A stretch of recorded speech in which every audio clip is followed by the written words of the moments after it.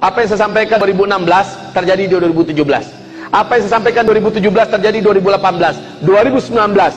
Saya tidak mengatakan secara spesifik. Saya hanya menyampaikan hadis Nabi begini, hadis Nabi begini, maka akan terjadi. Wahai Bapak Ibu, sekarang salah satu anjuran saya, kalau Bapak Ibu mau mendengar dan menerima, bagus, alhamdulillah. Salah satu anjuran saya, di samping perkuatlah iman, perbanyaklah amal soleh, anjuran saya yang paling dekat dan cepat, dan Bapak bisa lakukan, Ibu bisa langsung bisa lakukan, adalah segera uangkan, segera emaskan uang Bapak. Itu saran saya.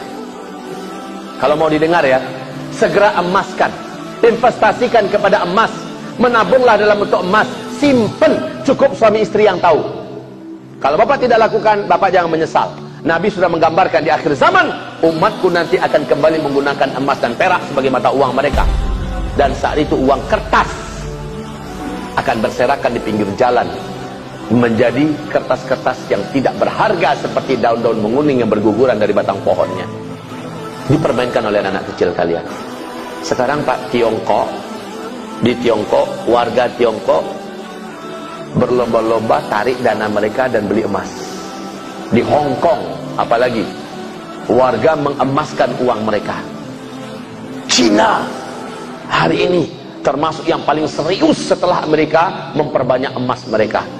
Australia, negara besar Pak. Kenapa? Ini negara-negara besar tahu apa yang dikatakan oleh Bill Gates, orang terkaya nomor 2 dunia. Ada yang mengatakan nomor 1 dunia.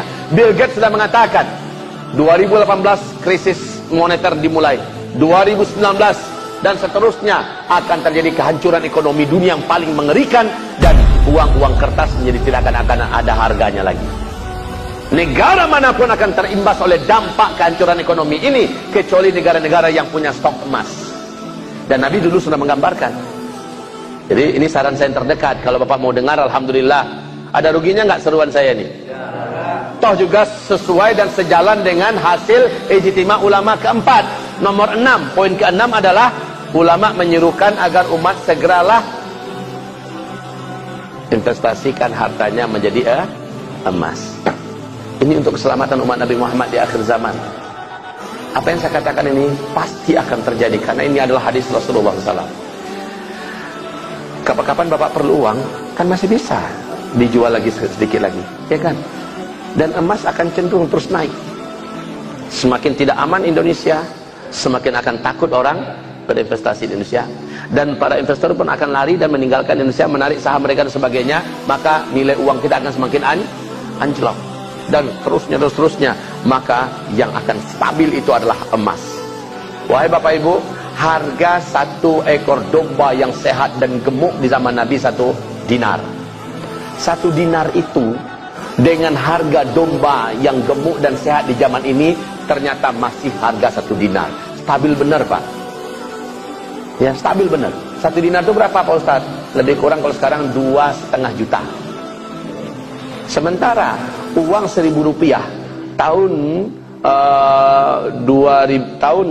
1980, 1987 lah, waktu saya SD dulu, tamat SD 86, itu Rp1.000 kita sudah bisa beli sebuah sepeda motor. Harga sekarang Pak Rp1.000 kita bisa beli apa? Penambah tai gigi paling. Tapi kalau emas stabil sampai hari kiamat, tetap stabil. Jadi ini anjuran saya terdekat. Yang punya tabungan, yang punya simpenan, coba segera jadikan emas. Ini kawan-kawan kami yang di bank pusing dengarnya. Ustaz Zul, berhentilah cara makan itu. Habis tabungan orang ditarik-tarik. Saya katakan, ini kewajiban saya menyampaikan. Kewajiban saya menyampaikan, kan kasihan umat Nabi Muhammad. Mereka punya uang tabungan 100 juta, 200 juta. Ternyata nggak ada harganya lagi. Ternyata nggak ada nilainya. Tapi kalau diinvestasikan dalam bentuk emas, insya Allah aman.